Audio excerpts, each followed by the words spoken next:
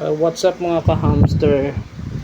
Bali nag-DIY nga pala tayo ng cage na yung mayo. Lagyan na ng mayo. Yan. Kakatapos lang natin gumawa. Medyo pangit ng acrylic kasi nabasag yan. Pero yun lang naman. Tsaka pang personal lang naman doon, hindi naman natin ibibenta. Yan. Rivet tapos washer. Bale, ito nga pala yung pinangkaan natin dito.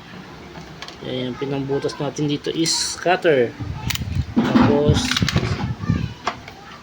gunting pang yero ginamit natin para dito sa galvanized na screen. Tapos barena pambutas sa mga tapos riveter.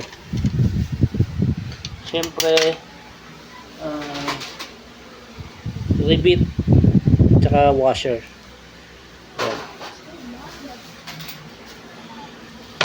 Ang gamit natin. Tapos ang gagawin na lang natin dito guys ay ito na lang yung gagawin natin.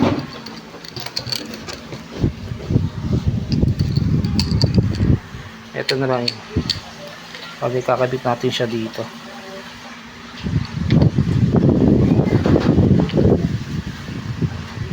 Diskartehan na lang natin kung gaano kataas. Pero tingin ko dito ko siya ilalagay sa kaliwa, harapan na kaliwa. Etong acrylic na to lang din, mga tira ko lang yan, nakukuha ko lang yan dito. Pag personal DIY natin kasi gagamitin ko yung aquarium na 15 liters.